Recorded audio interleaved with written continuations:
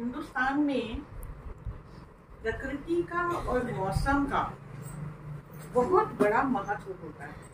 हमारे जितने त्योहार हैं, जितने भी हमारे उत्सव होते हैं, सब सब प्रकृति से जुड़े होते हैं।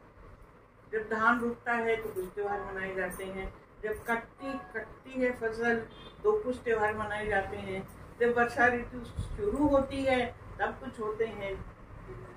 कोई भी त्योहार यदि आप मनाते हैं तो वो प्रकृति से, अच्छा प्रकृति का मतलब ये जल वायु पेड़ पौधे से नहीं है।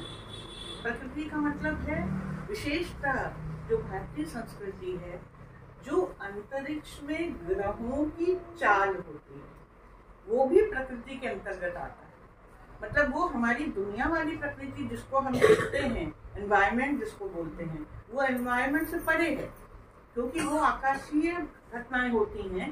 पर उन घटनाओं पर आधारित हमारी सारी गणना होती है। जितनी भी गणना होती है चाल की, उसकी स्पीड की और उसके एक दूसरे से संबंध की, कि यदि ये ग्रह का अगर इससे संबंध है तो क्या असर प्रकृति का धरती पे पड़ेगा, और यदि इसका असर उसके संग है तो क्या असर पड़ेगा।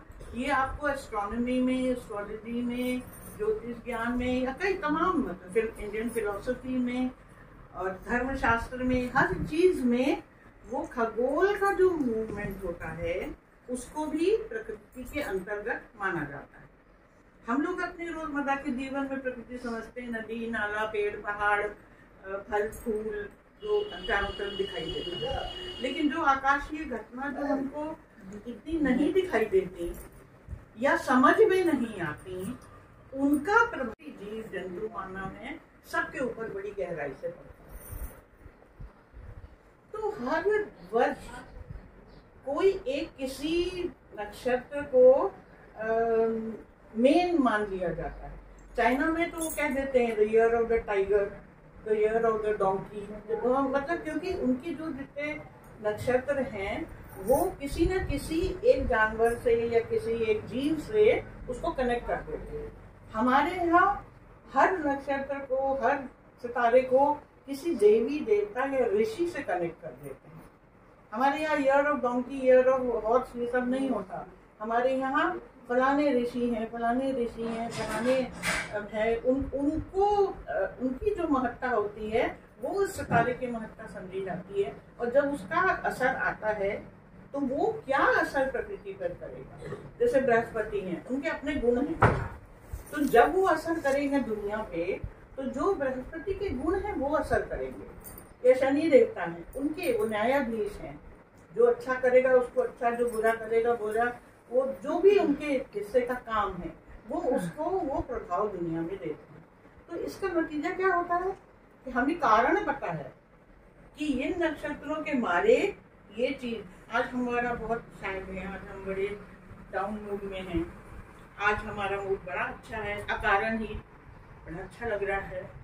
तो सबसे पहले पूछेगा कोई क्या ग्रह है, कौन सी तिथि है आज। देखिए इंग्लिश में एक शब्द होता है लूनेटिक। लूनेटिक मतलब पागल। लूनर से शब्द बना है, लूनर शब्द मून से रिलेटेड है, तो पागल शब्द मून से रिलेटेड है। चंद्र की कलाओं पर डिपेंड करता है कि आपकी मानसिक स्थिति क्या है। कोई बच्चा होता है बहुत रोता है या कोई दिक्कत होती है, पंडित जी तुरंत कहते हैं चांदी का चंद्रमा गले में पहना दो। क्यों कहते हैं? हमने कभी जानने की कोशिश नहीं करी। मतलब ये जो नक्षत्र हैं उनका प्रभाव इतना, हम जाने या ना जाने प्रभाव तो पड़ेगा। जैसे सूरज है, हम निकले बाहर, हम नहीं मानते सूरज को, मतलब नहीं है, उसकी गर्मी और उसकी जो उजाला है वो तो आपको मिलेगी, माने तो ना माने तो। इसी प्रकार नक्षत्र के जितने असर हैं वो हमारे पर होंगे ही होंगे। तो हम लोग आज इसको थोड़ा सा डिस्कस कर लेते हैं।